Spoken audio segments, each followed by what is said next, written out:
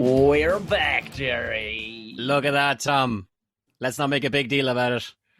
But how are you keeping? I want to make a big deal about it because they didn't think. No, they definitely knew it was coming back. They could hear the glee in our voice. Do you know what it is, Tom? We are making our untriumphant return into a house party at 4 o'clock, having stormed out of the place at 2 o'clock, saying we would never come back. And we're just walking through the door saying, let's not make a big deal out of it. Okay, but we're back. What cans have you left?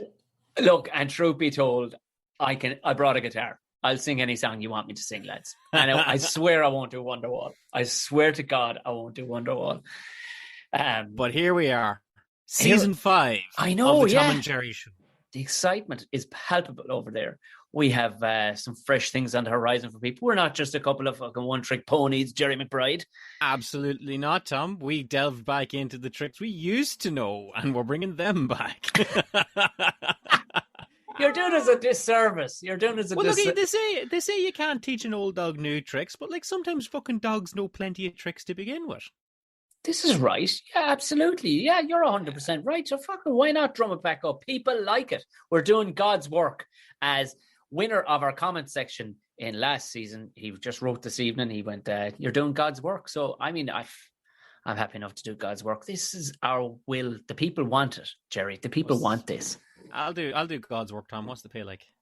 It's not bad. It's not bad, actually, as it goes. You get a decent car, a housekeeper, and a lovely fucking Georgian manor. How's that? There's a few stipulations, that's all. But look, paperwork. The rules are flexible. Well, there you go, Tom. It's lovely to see you again. I knew we weren't going to be away for as long as we were between season 3 and season 4, but now we're back. Now we're back for season 5 to bring you lovely people some podcast listening for the summer. For those of you that like us, and you're a small but vocal group of people, and we love each and every one of you. Mum and Dad, thanks very much for tuning in. We have love to go around. We're gonna give you another kick-ass 6 episodes here on season 5 of the Tom and Jerry Show. You know, very few series of anything make it to five series, Jerry. Very few programs make it to 5 series. And normal when you see one, you know, like Game of Thrones or Line of Duty or any of these that have gone for, you're going, fucking hell. They're doing rightly. Somebody's throwing big money behind that. Not always the case. Not always. Yeah. and with that being said, not many podcasts get to season 5, Tom, because most podcasts that I know of don't break it up into seasons. They just plow straight through. They're just on episode 600 of season 1. Yeah, I know. What can we say, Tom? We're just out here throwing around it. There is some housekeeping to take care of course. We've got a big thank you to everybody that follows us on Twitter at Tom and Jerry Show, and on Instagram, whatever the hell the address for that is. Same. Tom and Jerry Show will get you. Yeah. We're going to really up the content this season. I'm going to post, honestly, more than 5 posts on Instagram this time. Yeah, I'm leaving that in your hands, but you're a little adverse to whatchamacallit. You know what? I'm an ideas man, Tom. When it comes to executions, it all kind of falls by the wayside. You need a PA. That's what we both need a PA each. Yeah. What do you reckon? Absolutely. Yeah. I in the end credits of this, I wanted to be like assistant to Mr. McBride, assistant to Mr. O'Mahony. Something tells me, Tom, like the fucking assistant to Mr. McBride is going to be T. O'Mahony, and the assistant to Mr. O'Mahony is Mr. G. McBride. You know, grand. I'll take home the 2 paychecks. I'm happy enough. Before we kick off everything, I haven't spoken to you properly over the last few days. It's all been business talk, wouldn't you believe, people? I know myself and Jerry have been talking nothing but purely podcast because we're trying to come up with some new stuff for you just to keep things fresh and fun and all the rest of it. So we haven't gotten we're actually conversing on Twitter. Kind of fucking mates do that back and forth. We're actually conversing on fucking Twitter. But you're after getting a new vice grips, and that got me excited. Show me. Right here, buddy. Oh, and you went old school too. You didn't go for any of them rubber gripped fucking things. I didn't. I have always wanted a pair of vice grips, Tom. And for some reason, I always it's not a Maserati, Tom. I always thought like a pair of vice grips was beyond my means. I really did. Because I wanted, you could buy like those shitty rubber grip ones at the market for like a $5, and I was like, no, I want a proper pair of 10 or vice grips. And the last I seen them, they were like €25, and I couldn't justify paying €25 for a pair of shoes, let alone a pair of vice grips. But I went into a shop to buy a pair of vice grips with 25 quid in my sweaty little hand, and they were only 15, so I left with a tenner and a pair of vice grips, and fucking nothing to use with them. But there you go, a pair of 10R vice grips. I will tweet an image of that. I will send. Oh yeah, nice to see. Oh, lovely. Irwin as well, decent brand. Yeah. No fluting around. Erwin. I don't know whether Erwin bought vice grip or they bought the distribution rights of vice grip over now, because vice grip is a brand. Tom. Yeah. It's like Hoover, isn't it? Yeah. And then everything else that's not vice grip is a pair of locking pliers, Tom. Is that right? Locking pliers. I used one the other day. Like the old man has about 3 or 4 of them, and for some reason he has one of the rubbery cheap ones as well. And I grabbed the rubbery cheap one. And I was disconcerted by the thread spacing on it. Do you know when you have to get used to a vice grip, because one half turn and you're way off. One half turn back the other, you're way off. But this, it was like, fuck me, I gotta wind and wind. Way too much thread on it. I just realized, I kind of look at your face and just realized we're getting way too into this before. I'm like, today's podcast is sponsored by Vice Grip. It should be. We should just say it, like we go on little flights of fancy like this every now and then, Tom, just so that any potential sponsors that are just listening to every podcast could listen and go, wow, that was fucking seamless how they just really just stopped what they were doing and just started blowing us for how fucking great our vice grips are, God, imagine what they could do if we paid them a bit, To anybody who's brand new to the Tom and Jerry show and you've jumped straight in at season 5, which you'll often be told to do when it comes to weird programs where it's, sequential and you go line of duty. Like, I can't get into it, but everybody keeps telling me, you need to start with season 3, go back to season 1, but don't watch the first episode, watch the third. It's this combo of shit that I will not do. More on that later, Tom.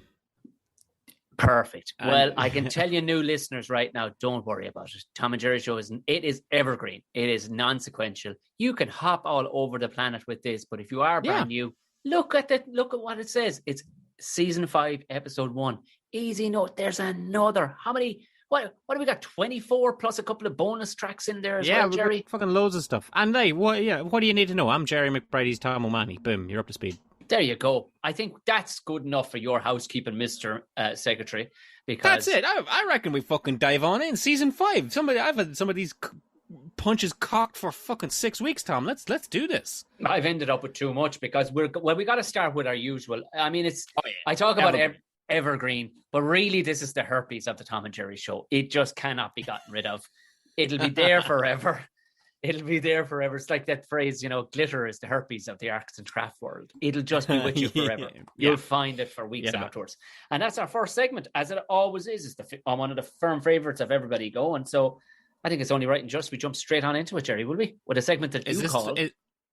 Oh, this is the one where we give out yards? That's the one where we give out yards. Call Giving Out Yards. Conan, what is best in life? To crush your enemies, see them driven before you, to hear the lamentation of your women. That is good.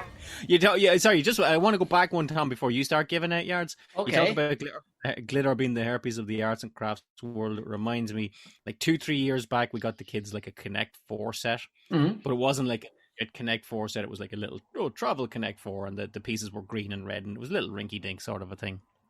And they busted it, and they never played Connect 4 with it.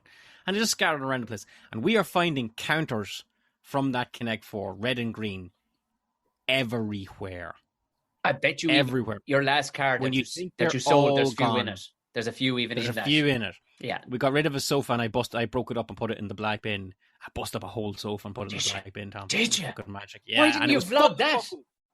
I was busy busting up a sofa and putting it in the black bin. I get that, but people want to see that shit, Jerry. It was full of fucking Connect 4 counters. Oh God, it wasn't enough. It wasn't enough to warrant its own segment on giving out yards. God damn it, vexed me. Well, hey Tom, first giving out yards of season 5, and wouldn't you know, it's your honour, sir. Well, I'm only fucking delighted. But there's so many things I keep on realizing. It's angry I'm getting. This whole podcast could just circle around giving out yards at this stage. But this is going to sound like a weird one because I can guarantee you at no point you would have looked at me and thought, Tom O'Mahony, fan of hip hop. Guarantee you wouldn't. Not really, Tom. No. I mean, I could probably pick 5 hip hop songs that you might like, but go on. Yeah, I wouldn't say you're I know it's my appearance. Yeah. People jump straight to it. They think I'm into Toby Keith and fucking Kid Rock. I'm not really. I don't mind them. But my first albums of all time that I ever bought were Fine Malt Lyrics by House of Pain, and I can't remember which one it was, but it was Snoop Dogg. First ever albums I ever bought. Love them right. to this day. And you talk about evergreen stuff that will last forever. I know this is going to be a bit where people are going to be shouting in their 20s. They're going to be shouting at their fucking radios into their phones. They're going to go, listen to this old bastard. It wasn't like it in my day. But I'm gonna. I don't give a shit. Yeah. I'm gonna. Gangster rap, fucking hip hop was supposed to be about hard motherfuckers. Do you know what I mean? It was supposed to be. But aside from even the attitude of it all, Jerry, aside from that, shit was written well. There was really, there was a demand on high quality. Now, there was shit. No doubt there was always going to be shit. But the shit never made it to the top, like Dre, like Snoop. Do you know what I mean? They never came close to it.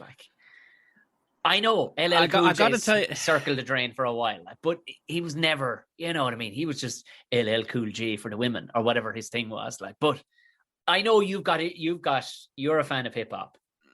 Well, so if I'm getting you right here, Tom, it's not that you're giving out about old school hip hop. It's that you're giving out about whatever the fuck that passes for hip hop these days. Am I right in saying that? That's where we're going. You're 100% right. That's where we're going right now. I got to tell you, Tom, I wasn't as early into hip hop as you were because there was no way in the wide early world that my mom would let that kind of music about the house. The American Cousins brought it to us. They brought it to us. Yeah, there was a kid in primary school whose brother was into Ice Cube or Ice T, one of the ices, and that was my earliest. That was my earliest. One of the ices there, like one of the O'Briens from up the Glen. Yeah, one of the ices there. Yeah. And so it would have been, I would have been later on when Eminem brought it back around in the early 2000s, and then that would have led you on to discovering your Snoops and your Dre's and your Wu-Tang, a personal favorite of mine, Tom. I do like the Wu-Tang. Oh yeah. Are you saying that today's hip hop doesn't quite meet the standard? Sweet Jesus Christ, they fall apart like fucking wet paper, and I think it's indicative. I don't know any children, we'll call them. Anybody sub 24 is a child to me. So I don't know any. I don't. No, neither do I. So no. I can only go off the basis of what is making these things popular, these artists popular. I can only go off the basis that whoever in the fuck is making Takeshi 6ix9ine fucking rich is sub 24. If it's plus 24, you need to fucking walk into the sea with a load of vice grips, fake vice grips, locking spanners, locking pliers. Fill up your pockets and walk into the sea if you're plus 25, and you think that somebody says, got it, laddie. If you think that qualifies, and you put that up against, lowriders fucking hopping. Get the fuck out. You know what? When you got, and I'm no fucking music expert, Tom. That will become apparent very fucking shortly, okay? But I can tell you what I liked and what I didn't like, and I know a lot of what I liked was that sort of gangster rap sound. Mm-hmm. So if you're Snoop and you're Jay, and you've got that gin and juice era of stuff, and then later on, I was a big, mid 2000s when I was between 25 and 30, I was just the biggest fucking DMX fan you ever heard in your life. God love him, he fucking died. All right, and this is kind of what brought it around. This is kind of what brought it around for me. Yeah, and you see, everyone's bringing DMX to the fore now that the poor lad fucking passed. The poor old DMX passed away. I'm sure he wasn't even sick. He had the mother's heart broke, so he did. All right. But like, you know, you're playing all that, and I'm like, God damn it, like that's what it is. That's where you want it, because DMX was mad. And here's the thing, Tom. I believed every fucking word that man said But when he was talking about, like, you know, shooting lads and robbing them, and I'm like, God damn it, how is this man not in jail? He's admitting to all this stuff. He said it right there that he killed 3 people. You know? Here's the thing. You're right in saying I don't know anybody under the age of 25. And the only people that I would have known under the age of 25, like 5 years ago, was like lads I worked with. So if you worked in a place, anywhere you worked with, there was usually like lads in the store, or those lads on the floor, or whatever it was. And I remember talking to one of them, Tom, and I was like, so, you know, and I was still only like fucking 30 or whatever. Yeah. But I was like, I don't really get what was going on. And they would listen to Jay-Z, and I was like, okay, Jay-Z, fair enough, all right. He's, you know, I've words for Jay-Z now after he fucking cheated on the missus. He has her fucking heart broke now.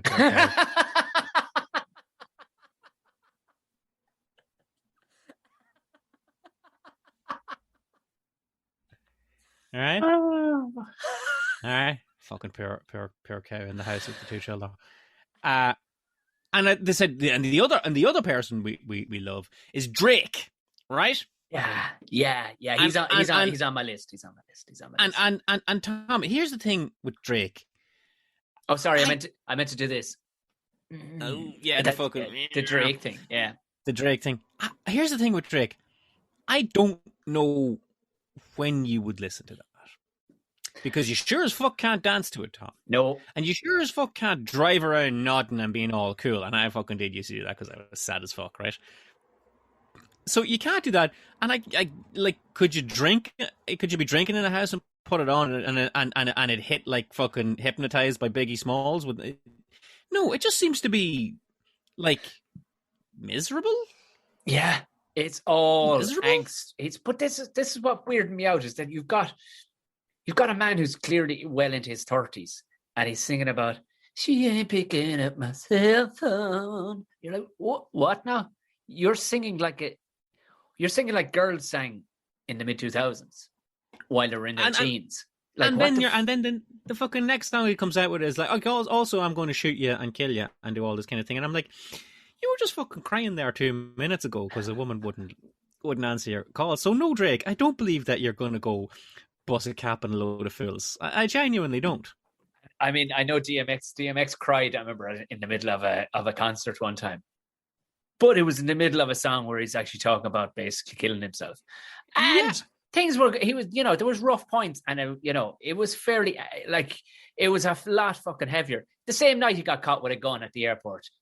Yeah. The guy's hard as fuck. You know what I mean? That's... I mean, like, that's what you get for fucking with a dog, Tom. You know what I mean? Like, that's what you're going to get. Are you going to get the fucking DMX thing of it? Yeah. I'm with you on that, Tom, but here's the thing. Here's what I'll pull you up on just a little bit, right? Go on. We say, like, hip-hop and rap these days isn't the same as hip-hop and rap that we grew up with. Is it even the same thing? I'll give you that. It's like, definitely... It's definitely... Is it a bit like complaining? Like, yeah, I know what you're saying. It's the same thing at all. I feel it's like complaining... that fucking Taylor Swift doesn't have that stock Aitken and Waterman sound. Yeah, I hear you. I hear you. But like, even for the likes of, we'd say, fucking, the lads with the face tattoos, like, where I'm getting a face tattoo. Sure, I'm like, there was a guy, I don't know which one, and our listeners can fucking fill us in, because they probably, people will know. But he actually got a pink diamond put in his forehead under the skin. Like he put basically a bracket under his skin that could take it, you could screw it on, screw it off. Okay. So he looked like Ultron, essentially, the fucking flute. Yeah. But I listened to his music because I was going, well, this man must be fucking seriously wealthy. Oh my, this mumble rap shit. This mumble rap shit ain't for me, Tom. Oh, because Lil Yachty, you're like a little boat. Is that what? Where are your names coming from? I figured that out a little bit, Tom, and I'm so ashamed of myself that it's only recently that I figured out the whole Lil thing. Like, you've got your Lil Waynes and your Lil this, that, and the other. Okay, it's like the way I'd call you, Young Tom. Young O'Mahony, how are you keeping? And then what were we at the other night? Oh, I was gigging with young McBride there. You know what I mean? But are you going to stay little fucking Wayne and little Shaddy and little Yaddy when you're fucking 72? What fucking people still refer to me as young McBride? It's more like and I'm fucking 40 years of age, Tom. It's not that I'm young or younger than them. It's just like, young, yeah. Good man, Tom. Even if you're a prick. When do you become old man McBride? Like old McBride there. When does that happen? When did I become like, does my old fella have to die, essentially? Then I become...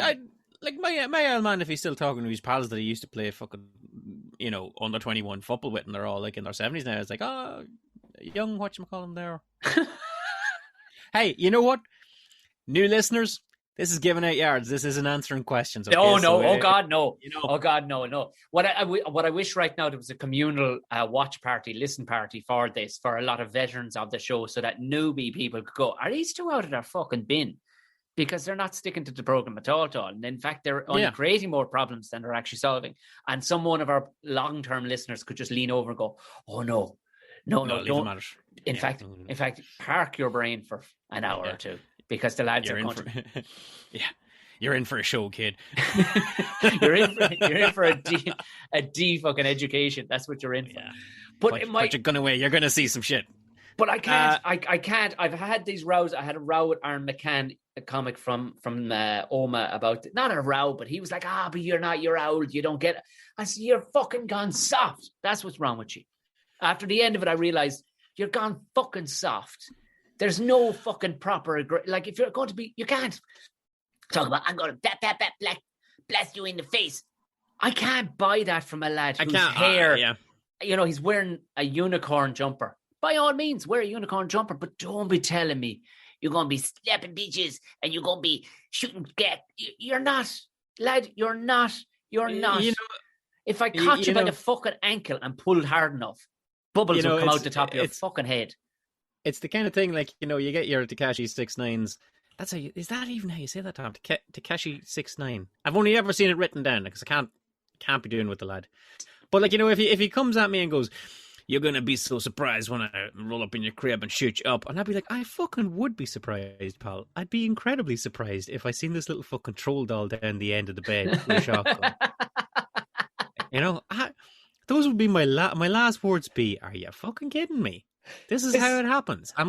This fucking lad here, Jolly Rancher mouth on him now, is going to fucking shoot me? Yeah. Come on. I just don't, I don't see the weight or value in him. It's like, even any of their lyrics, look, okay, there's some of them, no doubt, right? They're able to put together some serious music, and they've kind of I think they've found a way around they find a high-end producer who can create a track for them. And then there's not flat out repetition. I get a chorus. Chorus has to happen in every song, but flat out repetition throughout the song. Like, I was being fucking... Post Malone was being pushed on me by a couple of people who were like, Post Malone. I watched him in concert, and he seems like a nice fella. He's not gangster. I wish him well. He's not gangster rap or anything, but he does have this hip hop vibe, and he must have repeated 4 different sentences 7 or 8 times, and that was a 3-minute song. Do you know what I mean? So he's like, I'm wilding. And you're like, what the fuck are you wilding? Come on now. Come on, move on. But I think people believe the hype because the media machine nowadays is so good. It can grease the wheels up any cunt. Do you know what I mean? Yeah. Whereas it would turn around, Tom, and tell us that we're wrong. I know. Well, thankfully the name is the fucking podcast is the Tom and Jerry Show, not the fucking Tekashi 6ix9ine appreciation. But he's not the only one. Like Drake, fucking sap. Do you know what I mean? Fucking crying. That ties in with actually, there's going to be a lot of giving out about fucking inappropriate amounts of crying on television these days. That'll be later on in the series. But I have issues with that. But you don't want you want Billie Eilish to tell you fucking something sad. You know what I mean? You want fucking... We've got people for that work. We've got the Jonas Brothers to sing about being upset. When it comes to rap, fucking be class and back the fucker up. Yeah. Like when 50 Cent came out, you believed that cunt could fuck you up. Do you know what I mean? Yeah, absolutely. Golden Gloves winner back in the day, shot 9 times, built like a fucking brick shithouse, and then could spit bars, as they would say, into hood. He would spit bars like a motherfucker. Do you know? And like, this is where, like, you know, I'm starting to think to myself, Tom, that like this, none of these new people are trying to be 50 Cent, and therefore we're not comparing like for like. Yeah, true. I'll tell you one. I don't know if you're gonna get round him. And everybody says, look, I know you say you don't like new hip hop and new rap and all this kind of thing, but you definitely would like Kendrick Lamar, right? And I'm like, why? What the fuck is he doing that nobody else is? Oh, you know, it's just the best example. But it's still that mumble rapping, isn't it? Oh, yeah, it is still the mumble rapping, but, you know, it's real good. And I'm like, all right, you know, you tell me that it's good, I'll listen to it. And I listen to it. And you know what, Tom?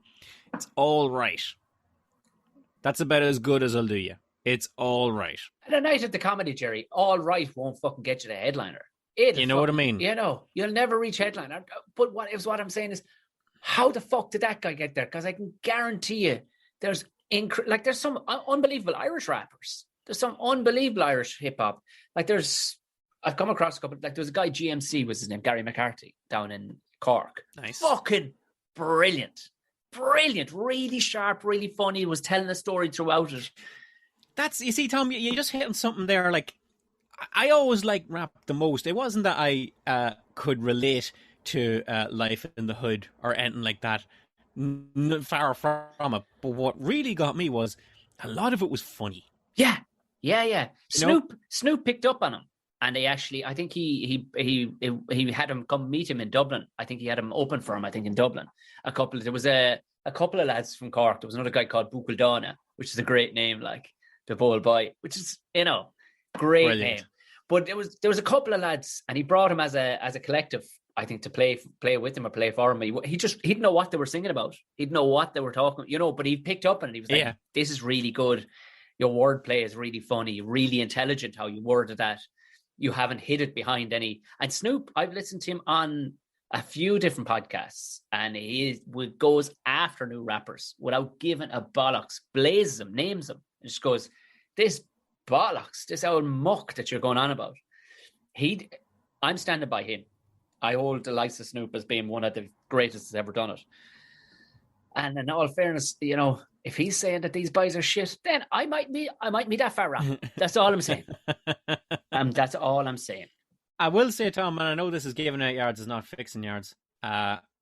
There's arguments to be made that the old school rap and hip hop that we would have listened to, that we listen to for comedic value or whatever the hell it would be, or for something to pop along to, by and large, at its heart, was very overly violent, overly sexist, homophobic as fuck, Tom. Can't deny that half the time. Yeah. You know, so that, you know, we've moved on and we've progressed. And I'll say, yeah, absolutely. Give me some of this new hip hop, and you sit down and listen to it, and it's violent, sexist, fucking homophobic. And it was released a fortnight ago. So I'm like, oh, you know, like what have we changed here? You know what we've lost, Tom? The one thing we've moved on. Jerry, I'm wearing a pink hoodie. Yeah. I'm wearing a pink hoodie, so and I'm on fucking Instagram taking pictures of myself beside stacks of money. That's the one thing I will say, Tom. Now, we've been listening to hip hop for 30 some odd years, and we see all these new people coming up and coming along and making piles of money and all that kind of thing. And I think a lot of I'm just a much more cautious soul watching them now. When you're watching Lil whoever it is throwing cash around the place, and he's like little vice grips, little vice grips. All right, you got a little 10R over here, throwing money around the place. And the only thing I can think is, like, did you not hear about MC Hammer? He fucking lost everything. He lost every beanie. Did you not hear about fucking DMX? He lost all his money, and the poor fucker died there the other day. Like, you're going to lose that money, son. Yeah, they're like, yeah, you know, my watch is worth all this, and yeah, grand. Don't buy another one. One watch will do you. How long that money? Buy your mom a house. Take your moms out the hood. Well, I think Chris Rock did a great bit about it back in the day. He was like, what's wrong with us? What's wrong with us? Jesus Christ. White people get a few quid. They invest it. Or they put it away. They buy some property. What do? We put fucking spinners on a toaster. That's what we do. You know what I mean? One thing, Tom, that new hip-hop does not have that old hip-hop did have, and it's sorely missed. random spoken word bits in the middle of albums that were absolutely unfunny skits. Yeah. Particularly annoying was we were listening to something like by Wu-Tang or whatever, and they'd come on with one of their fucking skits and they'd put it at the start of your favorite song. Yeah. And it was like it was the first minute and a half of a song was this fucking random unfunny skit, and you'd have to listen through all that shit for the beat to kick in. No, lads, put that at the end of the song so I can skip it if I want to. There and then was so many of those bits, and then you get that sort of like that sort of dream sequence, the tubular bells, and that's when you know you were going into a song about riding. So it was like 12 songs about killing, and then in the middle of it was like, hey baby, now I want to tell you about all the things.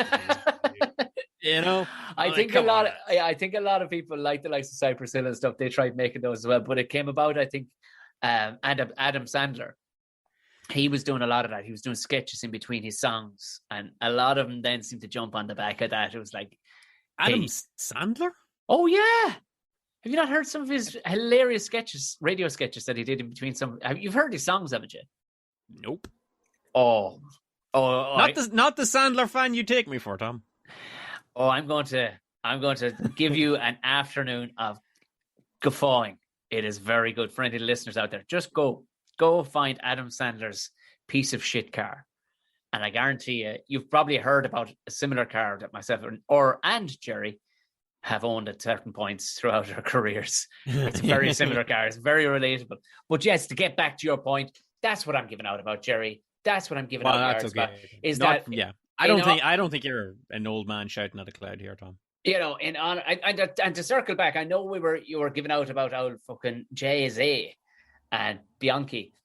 In fairness to him, they bought his back catalogue, DMX's back catalogue, and they've given it to wait to hear this. This wasn't the big part. They gave it to his kids, which is lovely. But in bold was Beyonce and Jay-Z by back catalogue, DMX's back catalogue. Smaller case, and give it to his 17 children, Jerry. Attaboy DMX. 17 children. Clearly, he was a Catholic from the 1960s. 17 children. You know, another litter. You're not seeing fucking the baby is not having fucking 17 the babies. I do think he had lyrics about the litters that he was having, because he was all about being a dog and one thing and another, and I do think he recalled he needed to feed his litter or all his kids, but I didn't think he had fucking 17. Anyway, there you go. DMX, a very fertile dead man. There you go, pouring one for a drop of fucking gin and juice out of me 40 or what have you for homie up there, and trying to defend his honor. It's some of the shit that passes for a high end rap these days. Yeah, not for me, Tom. Not for me. Either. Nor I, Jerry. Kick that into the bin. I know there'll be people have issues with it and definitely going to have opinion. And please come at me, bro, when it comes to this. Absolutely. Give me an example where you can see these go toe to toe, or I want to see examples of new hip-hop artists that are absolutely class, because the only ones that seem to be coming up on my Instagram feed are absolute muck. So if you know of some class ones, without a shadow of it, if you know of some new up-and-coming hip-hop artists that we would actually like, send them Tom's way. Don't send them to me. This is a fucking close shop. He's full up of hip-hop now. I'm done. Sell it elsewhere. We're fucking stocked up here. Well, there you go, Tom. You know what? That actually kind of segues us around the place, because I'll tell you one thing with you and hip hop, Tom. I wouldn't have thought you'd like that, Tom. Don't you know? Dude, look at this is why he's on the big bucks, people. This is why he's on the big bucks. That rings a bell, Tom. Yes, didn't we used to have a segment where you and I talked about things that people didn't think that we would like? Yeah. God. And we called it. Yeah, we called it. You wouldn't think like this. And hey, Tom, I have a fucking wonderful idea. How about we bring that segment back for season 5? I love it, Tom. Let's roll straight into a segment where we talk about things that, you know what, we do like, Tom. We like real leaf camo, stories about tractors getting stuck in holes, drinking, being in the pub, comedy, Adam Sandler apparently. But you know what? Every now and then, there's things that you wouldn't think we'd like, and we bring it all together, Tom, in a segment called You Wouldn't Think We'd Like This. Oh, We like goblins, bats, and fishes, but we hasn't tried horses before. I know you got something for me, and I love this. I missed this because the revelations that came across, and it would make you actually question the week later. You go, wait, do I like that thing too? Yeah. And I think possibly it might be subliminally kind of impregnating my brain with the ideas of it. I think I genuinely got into laundry after you pushed it on me in such a nice way, but almost in a David Koresh culty kind of way. You sowed a seed in my brain. And a couple of weeks, a couple of weeks later, I'm going, Jesus, we need to get better. We need to get better fabric softener. And I really like how this one fucking smells, man. Hey, you want to fold some sheets for me? And you know, I found myself doing this for hours on end, and actually therapeutic. And I don't think I'd ever liked that before. Well, that's an old episode, folks, for new listeners, where I was talking about an old episodes a couple of seasons back. Go listen to them; they're free. And rate and review. Oh no, we're not there yet. Rate and review. Old episodes. Just listen to them. And that one was one where I extolled the virtues of doing a big wash, which I fucking love doing it. Hate housework, love big washing. But you know what? I'm going to talk about something a little bit different today, Tom. Something that I really, really enjoy, but I've only managed to do it about twice or 3 times. I miscount. 3 times in my whole life, Tom. I'm intrigued. Because it's quite a drawn-out process, and you just can't fucking do it every day, much as you might like. Hunting. Deer hunting. No. Oh, okay. No, Tom. No. But, like, you know, if you were going deer hunting, Tom, can you just fucking clomp about the place? No, you cannot. Banging pots. No, and be you noisy. Cannot. No, you can't. Cannot. No. Stealth. No. And I'm not going deer hunting anytime soon, but I know that I would need stealth. So maybe what I would need is silent feet, Tom. Like a fucking hobbit. Even silent than that. Silent. And if you want silent feet, Tom, then you will want the thing that I like that you would not think I would like, and that is exfoliating foot socks.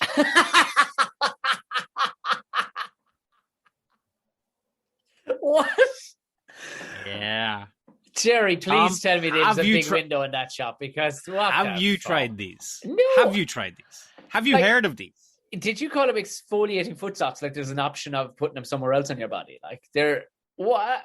Yeah, you know, they are sometimes referred to as exfoliating foot bags. I used to do a bit, Jerry, about how fucking boom people used to try and outdo each other by buying ridiculous things like bamboo cotton socks.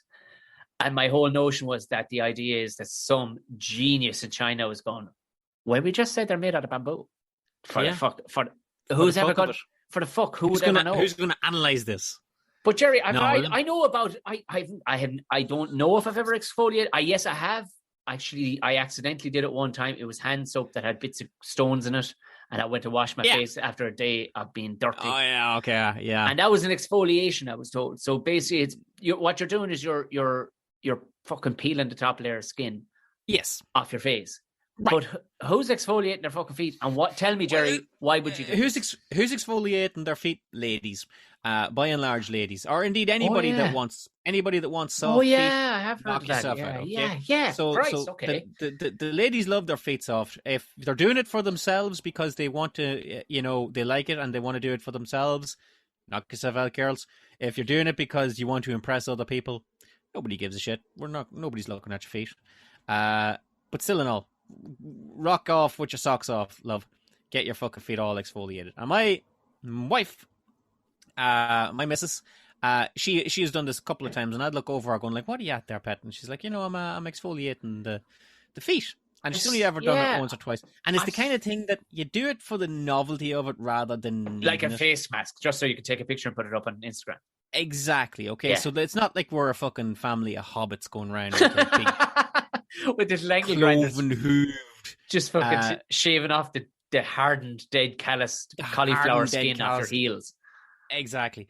But like, Tom, in the course of a day, your feet get sore and your feet get hard. Particularly me, because I haven't worn a good fitting pair of runners, honestly, I think ever in my life. Okay. Do you know what I mean? Because I've got a threshold for what I'll pay for runners. All right? It's not like, here's a lovely, comfortable pair of runners for €120, or here's a kind of comfortable pair of runners for 40 quid. I'll be like, I'll take the 40 quid ones while I think about buying the other ones and never buy them, right? And you're a man that runs, so obviously this is a thing that you're okay with, being a cheap bastard. This is a thing that I've made peace with, Tom. So my feet are an absolute mess. My missus's feet, lovely. Doesn't need these exfoliating socks, if I'm being perfectly honest with you, but she likes it every now and then. Knock yourself out. Okay, right? talk us through even. Okay, so so there's ways and means of getting your feet smooth, Tom, okay? Yeah. And ways and means that I don't really care about, and I would never do it. Okay, so you have like a pumice stone that you would sort of. That's you've seen what a I pumice saw. Stone, I've seen right? that. So a pumice stone is like a rock, and you fucking scrape your feet with it. It's like you'd see fellas sharpening the blade with. It's a whetstone for your feet, right? And there's another thing if it comes to it is like a spoke shave for your foot. I saw an ad, a QVC ad for one of those before. You've seen them, right? Disgusting. It is absolutely gross. I had one because I did used to be cursed with, like, my heels were like, honestly, like a half-inch of hard, thick skin, and like the sides of my big toe. Ill-fitting shoes, Tom. What can I tell you, right? All right? I'm not making this shit up. This is a generations-long thing, okay? And I said, what do you got over there? She goes, oh, it's an exfoliating foot sock. Exfoliating foot bag. What you do is you put your feet in them for an hour, and then you fuck away off, you do whatever you want, and 2-3 weeks later, all the skin on your foot falls off. Back up. And I goes, how do you mean? Yeah. How long do you wear the sock for? An hour. What the 2 hours. fuck is in this sock? Well, let me tell you, Tom, okay? The sock itself, okay, we keep calling it a sock, okay? It's a plastic bag. And it comes... You buy them in the chemist, and they come in like a package, like a flat package, Tom. It's like toasty bags, like fucking Knorr soup, about that size of a pack, right? Right. And about that size, and hey, look, it's just like that. If you're in a chemist and you see something that looks like a soup packet but it has a foot on the front of it, it's probably them, right? And you open it up, and there's one per pack, and they can be as dear as you want. You can pay 30 quid for these things, Tom, but you can buy them on the internet for there is no way McBride is paying 30 quid for these Not things. a fucking no. They came around, and the missus was buying one online. It was like 6 quid. She goes, do you want one? I goes, yeah, please. Why not? Surely you got fucking 2 of them. Give me a go. Oh, they come in pairs. Oh, fair enough. I thought you now had a preferential treatment. And we doing all right.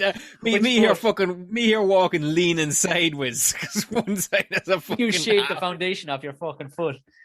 So I said, go on, okay. So what they look like, Tom, to you and me is they look like. Do you know the bags that painters wear over their feet?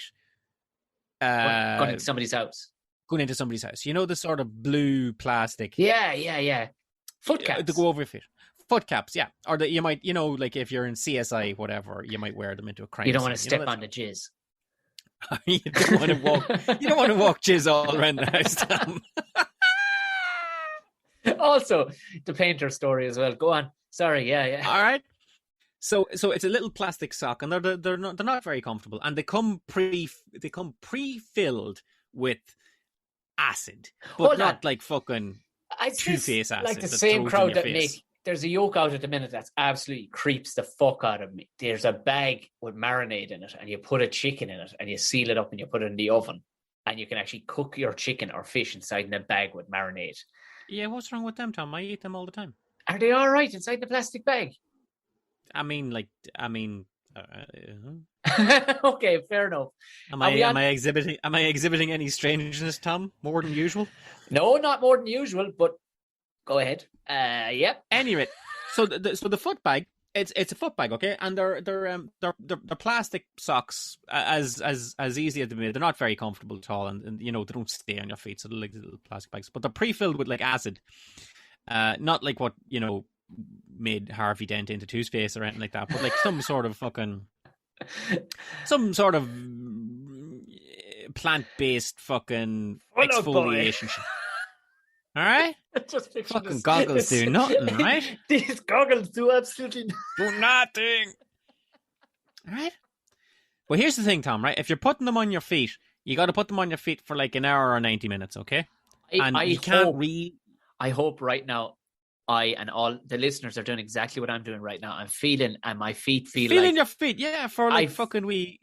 Like the fact that I'm not Mr. Tumless from the Lion, the Witch, and the Wardrobe right now. Now that I'm feeling my foot, it's like, oh my fucking Jesus! I have hooves, Jerry McBride. Yeah, And Right. I was the same, Tom. I've had like 2 ingrown toenails on my big toes for like fucking 20 years because like You two don't tell me you're It'll- too mean to buy a nail clippers now. no, I'll buy a nail clippers and I'll clip it. I'll quick the shit out of them things, Tom. I'll just like click way down and Spring like, cut. it'll go way into the quick and I'll pull and I'll just yank it out and it'll be sore as fuck. And then the edge of it will grow back up over it. And then like 6 months later, I'll be like, fuck, that is sore. What'll I get on here? Just get into it with a nail clipper or a blunt instrument, a knife or the edge of a scissors, and I'll just dig at that fucking thing. I'll dig at my toes like I get you. trying to bury a body in them, Tom. But this foot thing, right? So you need 90 minutes, and you know, Tom, with the young lad running around the house, me with the 2 kids running around. When you sit in one place for 90 fucking minutes, right? You know, you sit down for 2 minutes. I need a drink. I need to go to the toilet. Blah blah blah blah blah. But we eked out an hour and a half of a Saturday evening to sit down and watch a movie, and we put them on late, like at 10 o'clock after. We were sure the kids were like, if not asleep, then about to be sleepy. We sat down and we watched a movie with our feet in these plastic bags. Now, it's gross. Oh, everything about this is hideous. Like, but I'm intrigued. You're putting your feet into like a wet plastic bag. Right? And it feels slimy and it smells nice because like they've put like perfume or whatever into it. Oh, great. I'm glad you said that because still in my head I had the chicken marinade. I would definitely... Oh, no. Grand. No. But like you leave your feet in a plastic bag for an hour and a half, Tom, and that fucking perfume ain't going to do much heavy lifting. All right? Where do you think... And where's the exit from this is what I want to know. Like, okay, I'll let you tell me all the way through, but I want to know... So right about 90 minutes, take off. I turned around to herself and go, like, I kind of need to go to the toilet. Can I walk on these? She goes, you can't really, but like after 90 minutes, you're grand. And I goes, what do I do now? She goes, that's it. Take them off. And I had I'd brought a towel down from upstairs, and she goes, just wipe your feet off with that. And I wiped them off. And then I just put the towel back on the rack. Yeah, of course, yeah. I was like, oh God, I was like back in biblical times. Where's there a prostitute to fucking wash my feet with her hair when you fucking need one? I just love that. Yeah, your foot fucking juiced all over the rack. Yeah. I was like, and I goes, okay, so, and I goes, what now? She goes, that's it. Put your socks on and your slippers and watch the end of the movie and we're good. I goes, well, what happens now? She goes, you wait for like a week and a half and then your skin falls off. And I goes, right, but like a week and a half. Yeah, I goes, really though? Like what? She goes, no, that's it. A week and a half. Shut your mouth, watch the movie, and fucking get it done. So, all right. And that was it, Tom. Fast forward about a week and a half, okay? Yeah. And this is... There's a whole culture built up on YouTube and on TikTok and Instagram and such like of people showing their foot exfoliating sock results. Okay, we have just lifted a lid here that I had. To say that I had no idea about, not just that you'd like this, the fact that this exists. Because, Tom... When I say the skin comes off your feet, I mean like a glove. like a glove. And Tom. I'm gonna tell you why that almost made me heave, Jerry, before you go any further. Oh, go on. I beg your pardon. You wake up one morning and you look down at your foot and you go, oh, actually, you know what? There is a corner of skins after lifting there, and it's like a little bubble, like a water blister, but with nothing underneath it. It just looks like it's risen, you know, like the skin of chicken when you're cooking it. It's just sort of. We're back to chicken again, right? Yeah. We're back to the fucking chicken again. Okay, yeah, sure. And I go, and I sort of pulling at the corner of it, like, oh, what's this going on? And then the whole thing just the whole sole of my foot just peeled off like a snake, like a snake in one go. And I'm standing there looking at a fucking skin foot, like just fucking dangling, Buffalo Bill, like a fucking rubber Johnny in my hand, like a fucking size 9 toes and all. Toes and all. The whole lot. And then when I looked down and I'd seen when I'd taken the sole off on one side, that there'd been like edges to it now, so I could just sort of get them and take the top of the foot off as well, just off. And then like all the toes, like, you know, you could just sort of like, it was like taking the skin off garlic, of a clove of garlic. Fuck. You know the way you get like all the white sort of skin around the clove of Yeah, the cloves yeah. of garlic, and you take all that off. Or hey, Tom, the skin off an onion. Hey, Tom, taking the fucking skin off anything. The whole skin fell off my foot, and the next day it fell off on the other foot. Okay. Now, before I ask you to go any further and tell me how your emotions around this whole situation, you need to get me away from the fact that I worked in a pig farm, and on the very first day working on said pig farm, I wanted to impress. There was what happens, spoiler alert, in loads of pig farms where you have plus 10,000 pigs. There'll be a few die every week. It's the circle of life. But they're all turfed out by a skip where a tannery and dog food company takes them away. One pig hadn't made it into the skip. They'd missed it. Small little pig. Well, not that small, maybe a couple of months old. I was told to pick it up. I didn't have any gloves on it. I didn't know how long he'd been in front of the skip. This was Saturday. Turns out he'd been thrown out the previous Saturday. And when I caught him by the two legs, chuck him in the skip, both his leg skins came off like socks, Jerry, in my hand. Made that sound. Yeah. And I was left with two leg socks. I don't think he used your bags. No. But I'm on the same vibe. But it wasn't as Tom, satisfactory as I'm guessing you... Was this... That's... Well, and in truth, Tom, that's a horrendous story that I will take a grave. Mine's nicer. I am to please, Jerry. I am to please. And I'm a shock jock. And this is, Tom...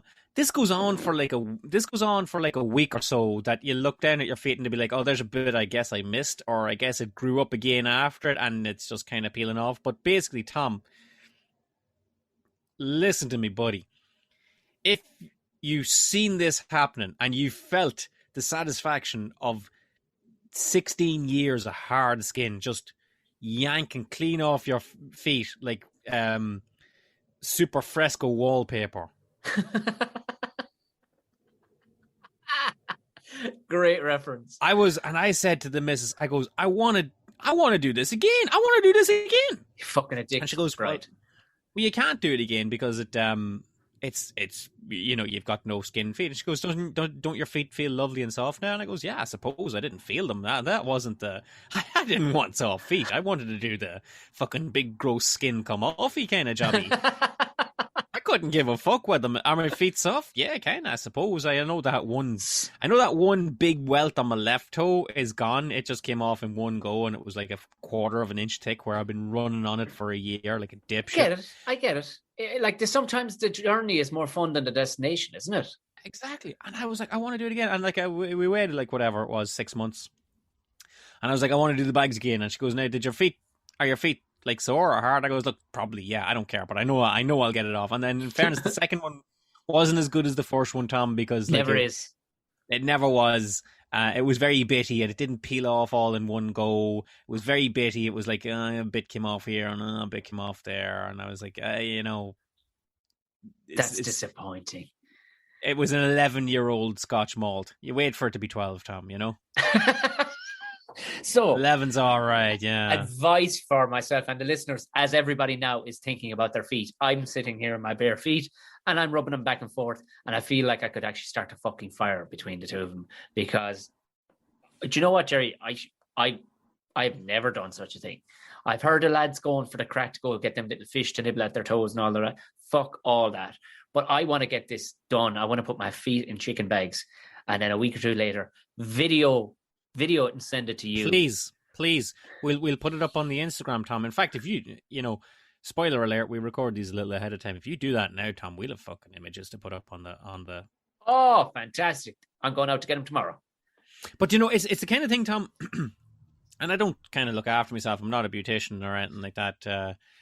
But in heavy duty like that, I do like. Do you remember you used to be able to get like strips for your nose? Yes. You put them on, and then when you get it off, it'd take all wee black. And I was a spotty wee child at the time, and I couldn't wait to fucking get these. But like you weren't going to go in and fucking buy them, so I snuck into a chemist in Dundalk, where nobody would fucking know me. But like Johnny's in the 90s. Exactly, and I was like, I need a toothbrush, and I need mouthwash, and I need some of those Lucasade sweets up the front. I don't know what they're for, and I'm just gonna pack of those as well. Pack of Biore Pure Strips, and all right. But they've redone all that as well, so now it's not like a strip that you put on your nose. And I still have a nose that could benefit from these things every now and then. Oh, I like It's them. like It's a couple of years since I did it. And herself producing. She goes, come on, your nose is filthy. And she was right. It's even better again, Tom. It's not even strips anymore. It's like a paste. Oh, and go away. You put it over your nose like you're surfing in Australia. And again, you watch a bit of telly for an hour until it goes hard. And then you peel it off. And it's satisfying, Tom. Jerry, are we given beauty tips? Is that where we've ended up? No, Tom, because if we did know anything about beauty, we'd know how to avoid having khaki noses and real hard feet to begin with. Hey, maybe what we're doing is like fucking one step short of taking an angle grinder to them. Yeah, look, I'm not saying what we're doing, we've any preventative regimes when it comes to minding yourself. But lads, look, if things do get too far and you end up actually, down in a horse stables looking for shoes to be fucking nailed onto your feet, maybe just beforehand, listen back to this episode again and listen to Jerry's advice and get yourself some chicken juice bags for your feet. And within a week and a half to 2 weeks, like a fucking snake skin molting, before you know it, you'll have the feet of a 32-year-old. These little fucking Care Bear feet, Tom. I love that. Like you're going to just trotting around, just his little furry feet. Well, I tell you what, Jerry. And there you go, Tom. You wouldn't have thought I'd like that. Look at that. I would not have put you down as that. Because you are. Though I'm looking for the right word. They talk about somebody being an insufferable bastard. You are a self-suffering bastard. In that you will just. I'm a martyr, Tom. Yeah. If we learn anything, that if there was ever a need for a man again, for the second coming, to climb up on a cross, McBride would give it a go, because you can't fucking hurt that fella enough. You just can't. And he'll keep, like an ignorant pig, he'll keep at it. And I'm amazed that you took care of yourself in any shape, make, or form. Like, I mean, granted, it was you that did all the damage to your feet by buying cheap out runners out of, Sports Direct. I know. Yeah, Patrick runners, yeah. Patrick Rose. Yeah, but no, I got on board with this, Tom. A little bit of me kind of was disappointed because I thought it would hurt more, but here we are. Oh, yeah, no, I get the pain bit. I totally get that. Yeah. I really wanted to be like, I'm shredding my feet off. Yeah. But there you go. Didn't think I liked that, Tom. Didn't think you liked it. Well, delighted. I literally cannot wait. As soon as we end this, I'm fucking ordering them. Will you send me on whatever they are? Because I say it to your missus, she'll know them. She probably has them in the house. Probably does, actually. Yeah. She's probably been sitting beside you on occasion, Tom, with plastic bag on her feet, and you just fucking never paid attention. You're just like, I guess that's something women do. Yeah, actually, that's a genuine thing. There are creams. Jerry. I have no idea. I don't remember. Apparently, I bought some of these for her. Could you remember you got me that one there? I'm like, wow. It had such a little impact on me that I don't even remember. Okay. Cool. Seaweed. Nice. Well, great. Now we know a thing that Jerry likes that you wouldn't have thought he liked. So relaxed about that, Tom. Do you know what I could do it after that? Oh my God. I could do it a drink. Would you? Could you do it a drink, Jerry? I could do it a drink, Tom. It's been a while. I could do it. I put this backdrop up. The audio listeners, you won't see it. I have a backdrop here of what looks like a lovely pub. See, there was two chairs there, Jerry, just over my shoulder. That's Tom and Jerry's two chairs. Oh, that's for you and me, is it? That's for you and me. Not center, not up the end, just there, right in center. We're getting close to the taps. You can keep an eye on the fucker in case he's giving you a bad pint. But at the same time, you can have an owl nather, and there's a mirror there as well to keep it social. Wonderful. I know. Yeah, Tom. Hey, you know what, Tom? We're older and wiser now, so we could go out and have a couple of pints and probably not make a show of ourselves. Yeah, that is paramount these days, to go out and not make a fucking holy show. I know, and it's not the Irish way, but in reality, when you get to a certain point, you got to keep it together. When you become a parent, you can't. You can't be doing the carry-on that you were at back. People our age end up in the news for this kind of shit. But hey, do you know what, Tom? Just because we're older, wiser, and know how to drink now, and have fear of legal repercussions should we fucking lose the run of ourselves, doesn't mean to say that was always the way. Yes, it is. A couple of times that the devil's juice got the fucking better of us, didn't it? On more than one occasion, Jerry. I won't lie. Occasion. Oh my lord! I have a great idea for season 5, Tom. How about we come up with a brand new segment to the Tom and Jerry Show. You Never before heard. You lucky ducks. You absolute lucky ducks. And we take people along some stories about times when it was the drunkest we've ever been. But what could we call that segment, Tom? I have an idea. Jesus. How about we call it? The drunkest We've ever been. I'm afraid I was very, very drunk. All right. Well, look, I would always be the first to put my hand up whenever anybody wants to hear a story about me being drunk, because quite a lot of people got to see many times that Tom was drunk anyway, so they ain't no secret. You know, you can't keep these things secret. You know what, Tom? I can't wait to hear this. I really can't. This is going to be like the old favorites, such as My Worst Gig Ever or anything like that, but with added drunkenness. Yeah. What you got for me, Tom? You break new ground on this segment, my friend. I'm again, when we mentioned we were going to do this, it was like, well, where do I start? Where, and like, cause so many of them roll in. And the ironic thing about being as drunk as you've ever been is that trying to actually remember it is a bit tricky. Problem. I struggled with this, Tom. That's where it's a struggle, because before you know, it's like, well, I went out and got really fucking drunk. What happened? I don't know. That's the problem. I don't know. But when there's a schedule involved, i.e. a gangy go away for a weekend, and there's other people to verify things, and there's other situations, and also long distance drinking, much like you're running, that if you take your time, you can stay at a level of fuck upness that's just pure lovely. And that's a delicate balance, Tom. Back in the day, we were whores. There was a gang of us, where a pile of whores were all in the buildings in some shape, make or form. We're all either site managers or whatever, plasters. Some lads were scaffolders, some lads were civil engineers.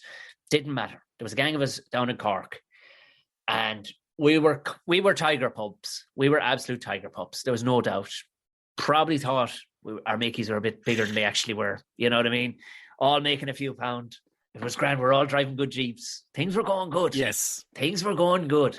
We used to all drink in a place in Glanmire, small little suburb village outside of Cork. And there's one night, chap Emmett turns around.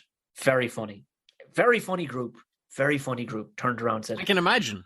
Will we all fuck off to Amsterdam, lads? Now, I neither chick nor child. I was like, fucking taxi. Not this minute, for the love of Jesus. We'll do it in a couple of weeks' time. Not this minute. Right. I was all right. When are we going? Literally, it was just a couple of weeks later. Thinking only 3 or 4 of them sign up. There was a fucking dozen of the bios. Dozen of the bios went. Now, we weren't a team. We weren't all working for the one company. It was a bunch of it was a collection of people who were drawn together because we all knew that there was a fucking wildness among us. So it was a very organic vibe. Do you know what I mean? We weren't put together because we all wore the same jersey or worked for the same fella. There was a wildness among us. Do you know? If I could interject, Tom, that sounds like a wonderful fucking group of men. Sometimes when you get a group of lads drinking, generally it's one thing would be like a stag party. Yeah. And they're a group of men brought together by their relationship with the groom. But it might be an uncle, a father-in-law, 2 cousins, a lad he works with, some people from school. And it's just this fucking mixed gathering of lads all thrown in together. And the chemistries aren't quite there, and nobody really knows. And you tend to maybe segregate, or maybe you meet some fucking new dude who's out awesome, and you all fall together. But it's not, you'll get drunk and you'll get messy on a stag party, but I don't know that you'll get, what you're about to fucking describe to us, Tom. I don't when think it's a group of people I've been on together those, for this one reason. I've been on those actual fucking stags where you're trying to recreate and create the magic of such a situation, but this wasn't. And at the time, it was great. Vibes were good every day. You know what I mean? There was good vibes. It was the summer. And I said, leave it to me, the hotel. We'll just get our flights. Leave it to me. I know a man who knows a woman who's living over there. They'll get us a hotel. It was promised me before, we'll get us a hotel. And did I come fucking through? I couldn't believe it. I'll explain the hotel to you in a minute, but we flew out of Cork at 6 a.m. on Friday morning. That was the only flight to Amsterdam out of Cork. Friday morning. Not a fucking bother to us. Not one bother to us. But in my head, I was like, we're not going straight on the rant 10. We're not going fucking straight on it. Sure, jeez, we could get to the room, we'll have a feed, and maybe by 10 or 11, we'll have a couple of pints. Well, yeah. It's been a long day. Not so. Flight only takes about, I don't know what, an hour and a bit. It's an up and down, isn't it? Yeah. It's an up and down, but up and down was, we had 3 pints into airport. Do you know what I mean? Because when you're flying out at fucking 6:30 or 6 a.m., you're there at fucking 4, half 4. So it's night time. That's supping time. So the engines are warming. The crack is good. There's a bit of light. There was no big bastards in the group. Do you know that kind of way? It was like, nobody was, everybody, there was an air of decorum about everybody, where there was no pure cuntology going on. But you knew it was simmering. The madness was simmering in every man there. There was a fucking wildness in every fucker on this thing. And I'm in the fucking tracksuit the whole lot. And I'm going, Jesus Christ, we get over to the hotel. Can't let us into the rooms this minute. But we walk into the hotel and the boys going, there's no fucking way we're staying in this hotel. Mother of divine Jesus, this is fucking beyond. This is fucking... Carl Cox was playing there that night. Do you know what I mean? Do you know in the hotel? Yeah. In the fucking... Yeah. It was an old convent or whatever. Tiesto had played there the week previous. It was fucking mental. Every room had a spiral staircase. It was fucking bananas. And I got it all for about €80 a night, man. It was unreal. I don't know how it came about. Anyway. At a weekend. In the summer. On a weekend. In the middle of fucking Amsterdam. So we went off anyway. We went off. We said, we went into the hotel. Couldn't get our bags into the room. Too early, boys. Too early. Look, we have lockers there. Go off for a bike tour, boys. Go off. There's fucking pretzel shop across the road. Beautiful city. Go have a fucking look. And you've got a dozen boys who are all, there's a wildness in us. We've all made 3 or 4 pints in us. And it is draining out of our systems at this stage. Now, we've all been to the Jacks in the lobby. And we're all looking at each other, and it doesn't really have to be said, because we're all thinking, hey, listen, a bit of sightseeing wouldn't fucking hurt now. We've gone away to enough of these things and seen nothing. A bit of sightseeing wouldn't hurt. That's what we were saying out loud. But the reality is we all started looking at each other. And a girl from behind the counter was an Irish girl. I'll never forget her. Helena was her name. She leaned over and said, boys, there's a bar called Sinatra's. It's open right around the corner. And it has a karaoke machine, and it's going right now. Because I can see the 12 years there going, will we go sightseeing? And someone would be like, 12 big lads will not all fit in the Anne Frank house. Yeah. So fucking in we went. Well, and we were the only ones in there. So we had our own little... Yeah, Tom, it was 10 o'clock in the fucking morning. It wasn't, Jerry. It was fucking closer to fucking 8. This is the thing, we couldn't even get into the room. So, jeez, what else we had to do? We were like fucking homeless fellas going around the place. So on we started. Oh, Lord. We started then. I'm not joking. By 9:10, I was singing fucking New York, New York up. It was arms in the air. Bar to ourselves. Okay, just to keep track. When you say it's 9:30 a.m., Tom. A.M. Jesus, mother on a Friday. And we've got till Sunday. Ball of money in all our back pockets. Ball of money. Not a bother to us. So this is good. We're ploughing on. We'll move on, boys. We'll get a bit of fresh air and we get a bit to eat. And when I say a bit to eat, Jerry, they had this innovative thing that has popped up in a lot of European cities since. But what it is a little pastry fucking thing. You step in to a little, it is an indent of an inverted bay window. You step in and there's plexiglass boxes, perspex boxes, all behind these, and you can just put €1 in, you open a hatch, and you can see all the lads making the pastries, but there's Cornish pasties, jam buns you want, and you just, without going in and saying hello, goodbye, thanks, or kiss my ass. I know the one. You take it out. I know the one, yeah. That was breakfast, lunch, and dinner. It's like a big vending machine, isn't it? Yeah. That was breakfast, lunch, and dinner happening all at the one time at about 10 o'clock, Jerry. And we were all feeling fucking mighty. I was about 7 pints in now at this stage. We press on. Jerry McBride. Find another bar.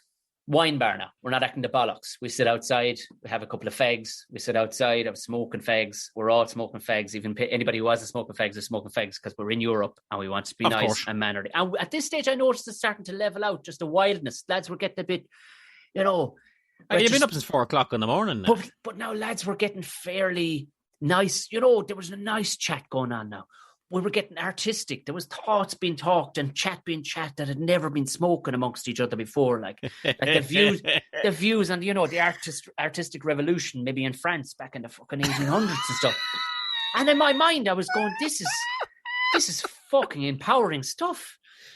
Empowering stuff till one of the boys, my mate Donica, turned around, hit the table as hard as he fucking, and he paused like fucking car doors. He says, enough of this shit, man, to fuck. Man, to fuck. He was right. He was right, because we were going down an alley that none of us knew where to come out of, because we were all talking shit, but it was nice shit. But on we went. I can see. I've been there, Tom, where you're like, "Well, I'm talking like this is really deep, and it's very intellectual." And anybody that's listening to you, it's just like you're like, bunch of fucking wankers. And he was right. Get in your fucking lane, the laddie. Man, we're going for coffee. He says, we need to sober up some fucking bit. I said, that's a great fucking idea. We'll go for coffee. Yep. We'll have the chats. Now, Jerry McBride. Most people listen to this. I mean, would the numbers 420 mean anything to you? Oh, but of course. Well, in the immortal words of fucking Icky Wiki, the Stickity Wickety from fucking Snoop Dogg from earlier, and we found ourselves in a beautiful cafe. A beautiful cafe. Now, I'm probably a few wines in, 7-8 pints now. Nicely supping. And the sun is coming up outside. The heat is coming up on all of us. We're enjoying ourselves, though. We're enjoying ourselves. We're not drinking alcohol. We are in a fucking weed cafe.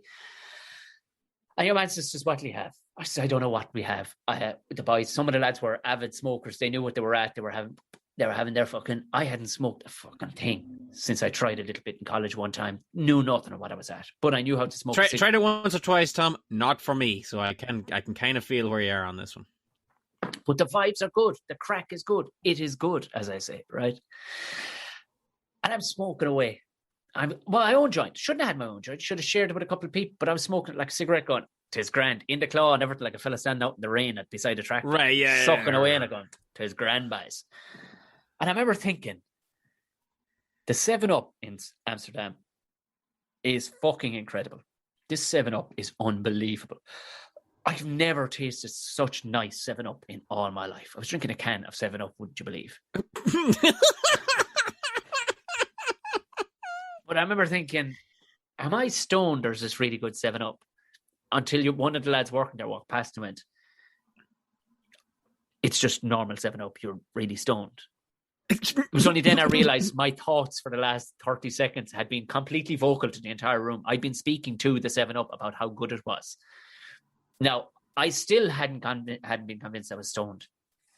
I'm looking across at two of the boys, Donica and one of the other lads, Carl, having a great time. And I'm looking at them going, look at these two langers. They're cracking the holes laughing at this fucking ashtray and how good it is and all the rest of it. Because this ashtray was this wobbly looking ashtray. I thought it was hilarious. I'm going, next thing it hit me. Oh, this warm place of loveliness where the planets had converged, i.e. alcohol had met weed. Right. And they were looking across the pool table at each other and they were having a good time. Do you know what I mean? They were in the supermarket and they both reached for the same melon at the same time. Exactly. And they locked eyes. Their hands touched, locked eyes. And My Heart Will Go On was playing in the background by Celine Dion. Do you know what I mean? I've been there, Tom. I've been there one time in my life. And it was fucking good. Until Dave at the end of the table. Lovely man. Bit of a nervous Nelly, but a lovely, lovely gas fucker. Wild man too. Wild man, like, but fucking mad, but nervous. Comes bursting out of the toilet and announces to the entire cafe, which he thought was just us, but there was easily another fucking 40 people in it. The toilet is broken, lads. And I'm going to shit my pants. Jesus fucking Christ. We're talking 12 o'clock in the day now. Right. This is how retrospectively I know I was properly stoned, because every one of the boys roared laughing, bar me. I thought what he was after saying was possibly up there with the Berlin Wall coming down. It was that fucking serious. This was news. I says, you shout a bastards to fucking lot. Dave is going to shit his pants and you're all fucking laughing at him. And David now is a 30-odd-year-old man at this stage. I walked over and caught Dave by the hand like he was my child and scolded every one of the lads and took him out to the door of the place. And he said, and I swear to God, he was in the same zone. He just went, thanks very much for that, Tom. But I am going to shit my pants. Where will we go? I says, let's find a bar. Let's find a bar. And like Mr. Blobby, our 2 feet were just flinging all over the place going down the fucking footpath until we get to a bar that I didn't even realize. Talk about niche bars. This was a lesbians only bar, right? I found out afterwards it was a lesbians only bar. Outside the door, I know. I'm sorry, Tom. Give it to me. Go on. We're outside the door, and I says, Dave, time to get serious here. Meanwhile, I would imagine the half of Amsterdam could hear us speaking. We were talking that fucking loudly. I says, Dave, we get inside the door. I order a small beer. Then you shoot down to the toilet. Quick dump. We get the fuck out and get back to the boys. Dave says, okay. Then we get inside the door. And that's not 3 feet or half a second of getting inside the door. And Dave had already forgotten what the plan was. He says, yes. What are we doing? I'm going to shit my pants. I said, Dave, just run to the fucking toilet. Now, he went to the toilet. I ordered a beer. The girl didn't want to sell me a beer because she had a tighter haircut than me and bigger fucking arms. I said, just please give me a beer. It'll be okay. Now, Dave's in the horrors, but he can hear everything up in the bar. Dave's in the horrors down below. He's going, Tom, please don't start a fight with that lady or woman or whatever. Please don't start a fight with her. And I'm going, girl, would you fucking relax? My friend is just shitting himself down now. He could hear me describe this. He's shitting. He's going to shit all over himself. For the love of Jesus, have you any heart? Can I have a small beer as my friend shits himself down your fucking toilet?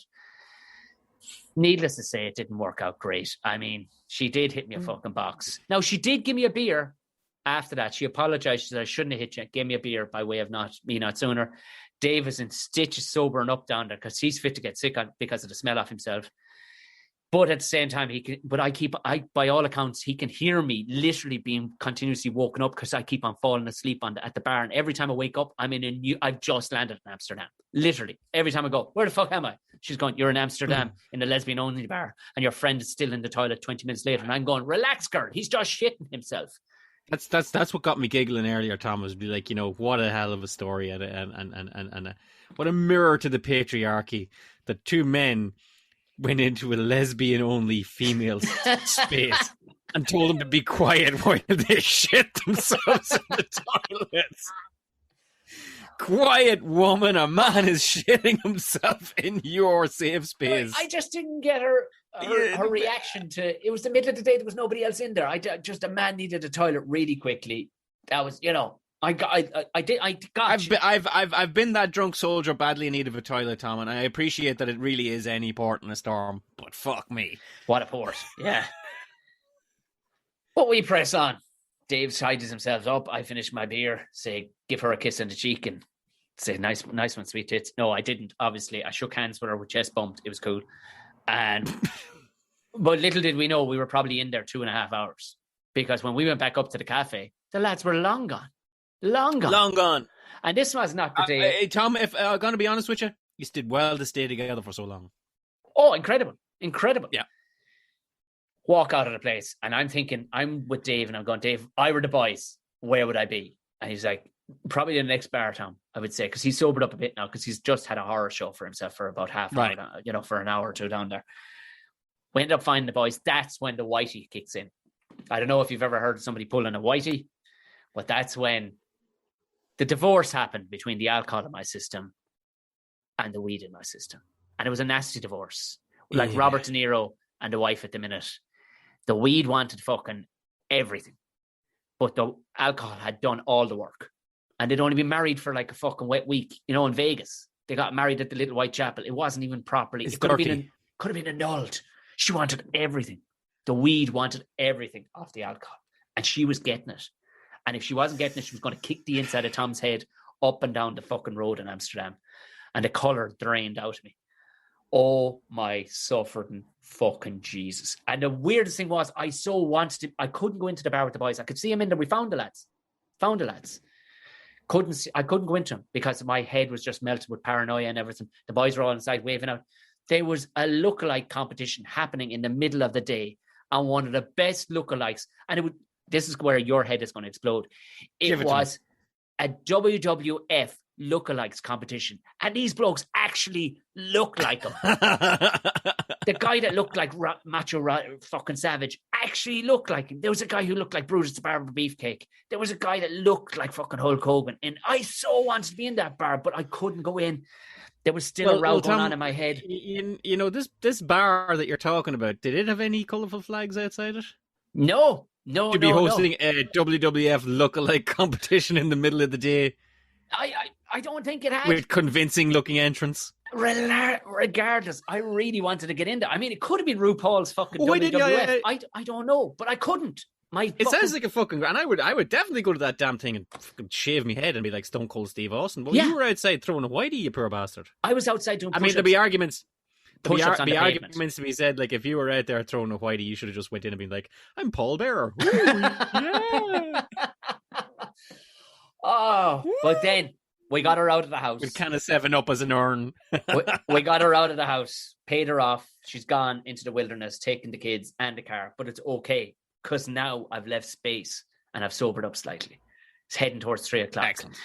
I come into the boys and I said, lads, maybe we should head back and get the clothes, because we're all in fucking tracksuits and flight clothes from that morning. A couple of the lads agree. Yeah, manky, yeah. Fucking hour sleep a day. But where we are at the time, right next door, there's basically the Dutch version of Hooters, where it's all out fucking carnage. And we said, let's give it a look at the very least. Because we're all kind of getting a bit serious where we should go put on our proper clothes, because we're out for the day now. We're out for the day. You know. Yeah. But we go in next door. I get collared literally the second they spotted the sober head in me, got collared the second by this woman who just decided to pour tequila in my eyes. I'm like, well, this is starting off well. Keeping in mind it's 4:30 on a Friday, and we've still got the full weekend to go. You've been drinking for 12 hours. Yes, for 12 hours in 2 different fucking time zones. Now, not long after that, had a couple of beers, people set on fire and whatnot, because that's what they do in this fucking place. It was the Dutch version of Hooters. Girls were just going around setting people on fire. It was pretty fucking bananas. But in fairness, fairly tame as to what had happened up until this point.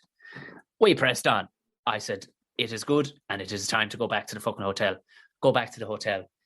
Could any of us find our locker keys? Oh, could we fuck? The one lad, the maddest lad that almost none of us knew. He was the one fella out of the group who none of us knew. He looked like Plug from the fucking Beano. He, for some reason, had all the keys. I don't know how or why he had all the keys, but he had all Why'd you give all the keys to one fucking man? What if he got killed? I'll tell you why we gave them all to one man. And this is the reasoning of somebody else. Is that where was he? He hadn't left the hotel. We hadn't missed the poor bastard all day. He stayed in the lobby, and when the bar opened up, he started drinking by himself in the bar and stayed there all day. I can't fault the man's logic. Well, whoever signed me up to it, whoever knew exactly who they were dealing with. He didn't want fucking anything to do with Amsterdam. He just wanted the one pub, i.e. the hotel lobby, and that will do him. And he stayed there all day. So when we went back, we couldn't believe our fucking luck. Now, needless to say, we're all still a bit stoned, still a bit drunk. Get the keys, get on the clobber, and back out on the fucking thing. Well, I don't know what happened. Whatever move we all made, the timing of us all coming down the stairs to meet each other was not like Downton Abbey when there's a big dinner on and everybody convenes in the hall. We fucking scattered in the wind. It was like every cunt had an agenda that I didn't know about. Every fella put on the fucking Old Spice, the Jupe, whatever it was, the good trousers, the good clothes, had a quick fucking shower, and all of a sudden now you got fire. You were talking fire trap. Wranglers, the good fucking gear, right? The good gear. The fucking Remus Omo, yeah. And then all of a sudden, every fella's now got a full tank of petrol again. It's like just fucking that life up you get when you're playing fucking, you know, you get an extra fucking bunch. Everybody. Bar, now myself and Dennis. Seven Donica. We stayed together. We says, look, he's the hardest cunt I know anyway. Big, strong bastard. Anything goes down, this fella's Grant. Let's fucking go off and do a bit of sightseeing, Dennis. The rest of them, we've had tequila poured in our eyes. Dave nearly shit himself. I got knocked out by a lesbian. We've gotten stoned. We sang in a bar. I pulled a fucking whitey. You judged the competition when it came to fucking wrestlers. I think Dennis actually gave the award to somebody who looked like Bruce the Barber Beefcake. He did now, in fairness. He had his own fucking clippers and everything. It might have been him. It might have been fucking him because Bruce the Barber Beefcake doesn't look anything like Bruce the Barber Beefcake, and he looks like a beefcake, all right. But we press on. We go to our fucking grub hole in the wall just down the road, where we go and we get more Cornish pasties. Now, Yeah. Good drinking food, Tom. we have a couple of drinks. That's going to come up a lot in this segment down through the line. We have Cornish pasty, good soakage. We have a couple of drinky winkies in a few fucking normal places. We end up in one place. Now, Dennis is mad to go into this one joint. And I said, I don't know about that one. I just don't think that's our... Got to look about it. I don't know if you know much about the geography of Amsterdam, but there's a time when things turn rose-tinted, for the want of a better phrase. Everything can go a little red. And we were skirting around this, unbeknownst to ourselves. But what it was, the wildness in the two of us was coming up, and we kind of wanted to be in amongst the wildness. And what was happening was the wild epicenter around this district was fucking drawn to mad cunts in around the place. And little did I know, all the other fuckers were scattered in amongst nooks and crannies fucking around that I get way, you, yeah. which we found out the next day. But on we pressed. He was demanding we go into this one pub. He said, "This fucking music is lifting out of it. Let's go in there." It was Metallica was playing. I said, "I'm going to hang back and see what happens." Yeah. He came out, and it was essentially he went into what was the Blue Oyster from right. And a fella came out after him to see why he was leaving with his cock out of his chaps. He had chaps on, but nothing else. Nothing. His arse, his cock and balls, everything was out. And he says, come back. And that's Amsterdam, baby. That's Amsterdam. It's, hey, horses for courses, man. And that wasn't for us. But we figured we wanted to see the sights. And your pal wasn't going to be told, Tom. I've been drinking with lads like this where they'll be like, we'll go to this place. And they'll not be fucking told. Yeah. It's shit. The music is crap. It's full of fucking 20-year-olds and we won't fit in. Or it's full of 80-year-olds and we won't fit in. But sometimes these lads just won't be fucking told. And you just got to let them go in and get, pursued out of it by a lad with his dick and balls out. To be fair, this is a kind of a crossover of the gang. The episode we had, remember we had a segment called Culture's Day Out? This is kind of a same thing. It falls into a Venn diagram of lands in the two for this, because that's what it is. He's a big old mucker. He's like, come on. And I'm going, my witchy vibes are kicking up, and I'm going, I don't think we need to be in that place. I'm sure it's a fine establishment and everybody in there could be an upstanding person, but I don't think... Yeah, we don't belong there. That's the yin to our yang. Spoken like a man that had no hesitance, Tom, to barge into a lesbian bar and shit all over the place. I learned my lesson, is what I'm saying, Jerry. And it was inside. It's been a long day in the dam. So he pressed on, and you're continuously getting offered drugs and whatnot. We did. We got a little bit of fucking weed around, and we thought that had it, but we just did enough. Threw away most of it. Did enough, right. And it was lovely. It was lovely. Made both of our cheeks fucking numb. We're now nicely pissed, but in a lovely way. Gotcha. Lovely way. And he says, "Do you know what? For the crack, when we go around, I heard of a thing we should go to on the site. One of the lads, we should go to a show." I said, "What kind of show are we going to, Donegal?" He said, "We'll go to the Banana Club, will we?" I says, "I don't know about that now. I don't know, because I don't think they sell fruit and veg in the Banana Club." Tom, we're never going to the Anne Frank house, are we? It's not on the cards. It's not on the cards.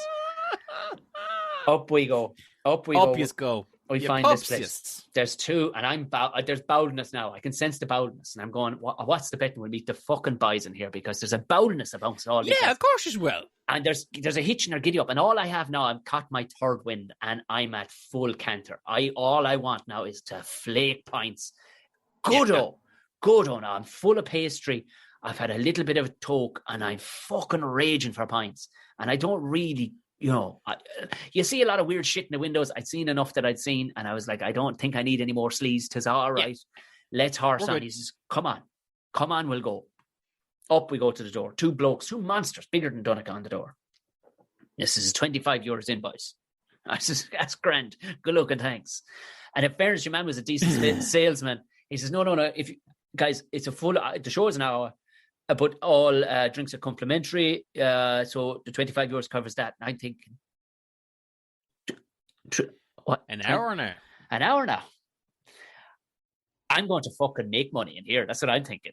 Yeah. I'm going to, because it's Amsterdam. You're going to have a fucking picture of me on the door for future reference. Yeah. Don't let this man. That's all you can eat. That big fat fella who munches through everything. Yeah, I'm going to be that guy. And in we go, right? And the show is kicking off, but straight away we're leaning on the bar, right? Because we both kind of clicked in going, hi, we could fucking make a night's drink in here now if we go at this hard for an hour. Right.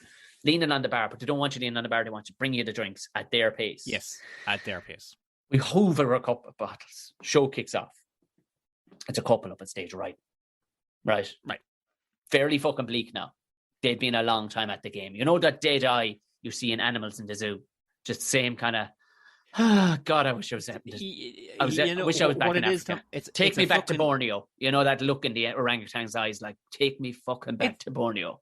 It's a day's work for these people. I mean, what time is this that you're in this place at? About 8 o'clock. See, they're doing the fucking late show in the Inter.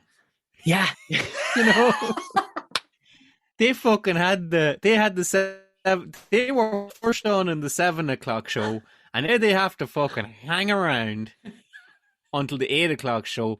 I'm like, bollocks, if I was only on that first show, I'd been home. My heart goes out to them. Like, it's a fucking, sex work is work, Tom. If you get paid for it, it's a job. And if it's a job, you have to fucking work at it. Yeah. So, yeah. Now you're talking. So it's just bleak enough. But we're sat down anyway. But we've a couple of bottles inside us. And I'm figuring, fucking, we're doing all right here. But the beer is coming up in me now, you know.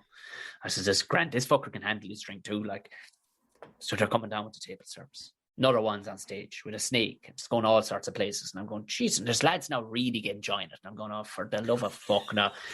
At this stage... Tom's there like, I've never seen a snake. But at this stage, I'm done kind of with what Amsterdam has to offer. Do you know what I mean? Well, you're checked out. Yeah, I'm checked out. I'm I'd been pulverized with all sorts of weirdness at this stage. There's a one then attacking herself with a fucking hilty. It's ridiculous. Like, I'm going, oh, Jesus, Mary and fucking Joseph, shooting yokes across the fucking room.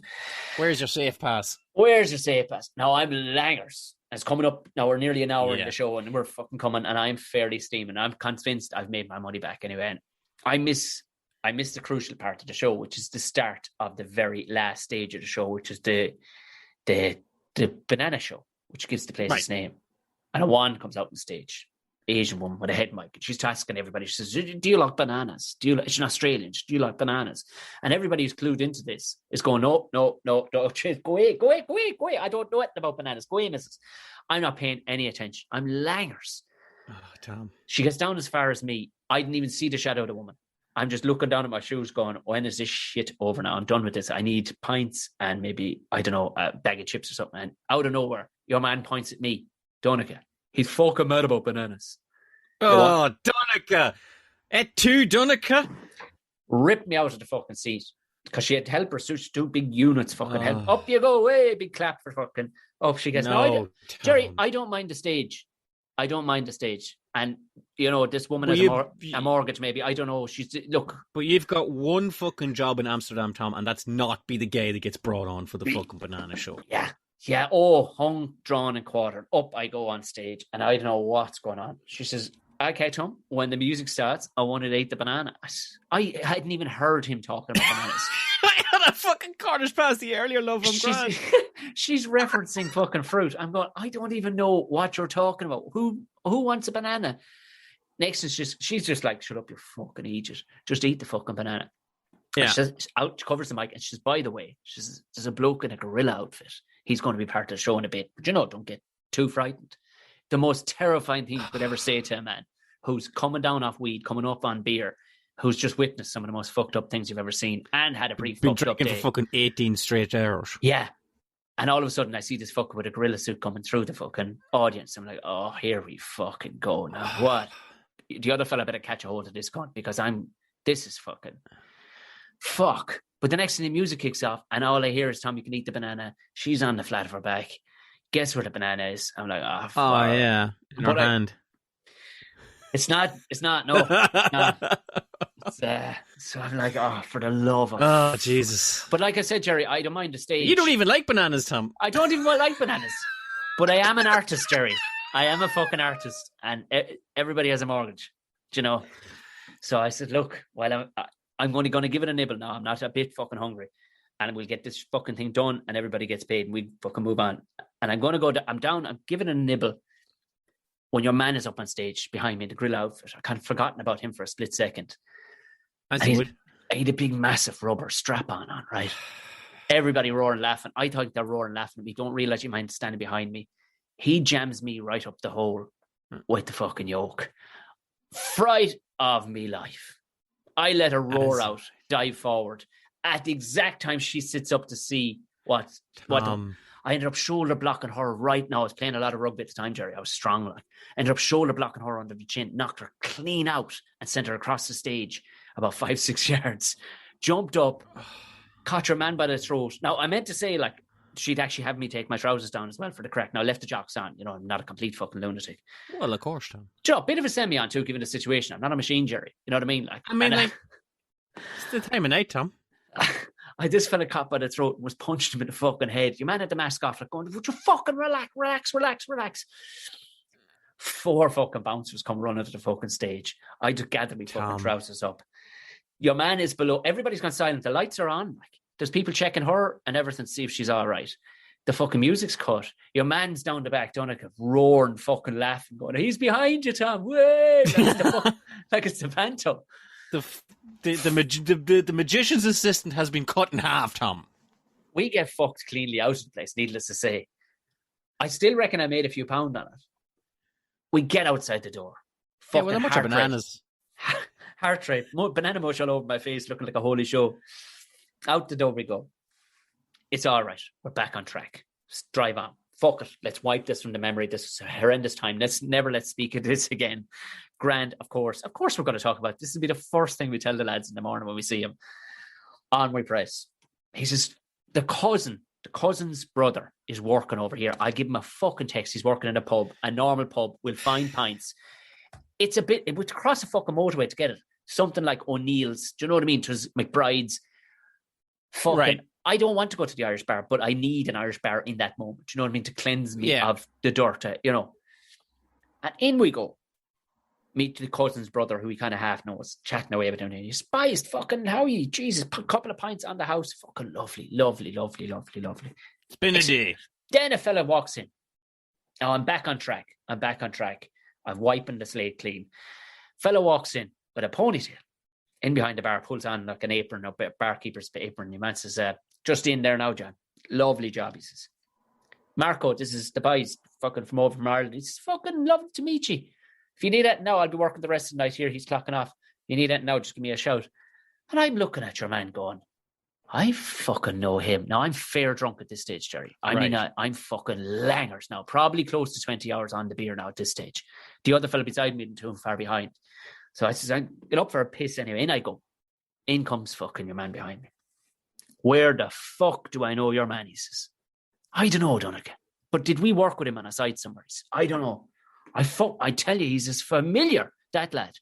He's as fucking familiar, that lad. Where the fuck? I said, come on, we'll go fucking ask him, did he work in the buildings or something? Or what the fuck?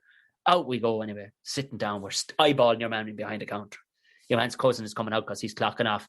Well, boys, will we have another one here or move on? I says, fuck, we're going nowhere now, 1 minute. I says, the two of us now know him from fucking somewhere. I need to figure something out here. Bing. Hits me. I tell you what hit me, because his girlfriend, came on shift as well at the same time. Gives him a little cheeky kiss. Go on, Tom. Well, weren't they the two that were up on Act 1, riding above on stage? Doing a nixer, Jerry, they were. Doing a nixer. Fucking nixer in an Irish bar. And we were only after ordering brand new pints, and he was hanging over us. The two of us looked at each other and went, it's the two from the fucking Banana Club that were riding up on stage. And with your man sitting beside us just after order, all we wanted to do was get out of the fucking place so we could tell him that he was working with a couple of lunatics who were riding on the side. You know, Tom, my concern would be that they'd turn around and go, those two lads are after getting cured out of the fucking Banana Club for assaulting a woman on stage and a gorilla. I'd be honest, not finishing a banana. We were never going to speak of it again, but as soon as we went on to the next bar, we told your man's cousin for everything, because it was it turned very hilarious at that stage. The rest of the night spiraled into fucking madness. We met up with a couple of girls. What do you mean the fucking rest of the night, Tom? We ended up in this. To a new day. All I remember is somebody giving me a string vest to wear in a salsa bar that was pretty gay, and thinking this was fucking Tom, awesome. You haven't been in a fucking straight bar all day. Pretty much. We lasted right around, I think the last time I looked at the clock, it was going on for 6:30 a.m. And we were drinking margaritas with a RuPaul chap, Very, very, looked really like RuPaul. Fucking impeccable. Like 8 foot tall. Fucking impeccable. But she was able to get free drinks in this. Maybe we were still in the salsa bar. I don't know. All I know is that I woke up in a doorway in the middle of a Muslim meat market around 9:30 the next morning, covered in pick and mix. Yeah, apparently I did, and I found it again. It was the world's biggest pick and mix. That was my last bit of sustenance. I went in and got a giant big bag of pick and mix and fell asleep, and a market started around me. Where basically lads are just hacking fucking bits of lamb and chucking it around the place. Nobody gave a shit that I was there. But this is Amsterdam. They're probably well fucking used to lads like you. Maybe not quite like you, Tom, but not far off it. And when I checked in with the boys, the lads were all back on the fucking sauce. And was I fucking angry about it? Was I fuck? Because guess where I went, Jerry? Back on the fucking sauce. And we went and saw Carl Cox that night in our hotel fucking nightclub, and it was the most bizarre shit I've ever been involved with. Now, I wasn't right for 3 weeks after it, and no. I don't think Dave ever shat right again after all that. But there you go, Jerry. I know it was a treat for the senses, wasn't it? Well, Tom, what can I say? You know what, Tom? I love this new segment. I think we're going to get some bone-chilling, hauntingly terrifying, and also quite humorous stories out of it. But you know what people might be saying to themselves, Tom? What? They're looking at the clock and saying, there's only 5 minutes left in this podcast. These guys aren't going to fit in a worst gig ever, are they? And you're right. No, we're not going to squeeze it in here, Tom. We've retired the segment a little bit for ourselves because we don't want to absolutely fucking grind our careers into powder. But that doesn't mean to say that we've retired the segment altogether, Tom. Oh, now. I told you we had something fun coming. Oh, I had to let it slip, Jerry. I let it slip the other day that we may or may not be on the way back. And if we do come back, we're coming with 2 big hammers of Thor when it comes to it. And we've got bonus stuff for people. We've got bonus content, don't you know? Ladies and gentlemen, for the first time in the history of the Tom and Jerry show, we are going to have a bonus episode devoted entirely to my worst gig ever. And given that we're not going to drive ourselves into the ground any further, Tom, we're going to invite some of our friends along to tell us about their worst gig ever. That's right. We dug through, what would you call it, your Rolodex in modern form, I guess, your virtual Rolodex in modern form. And we went through them all, and a lot of people came back. A lot of people are eager to tell us about it. But up first, we couldn't go beyond the star of stage, silver screen, pretty much everything, soon to be podcasts, one of the finest comedians that both of us have actually supported. Absolutely.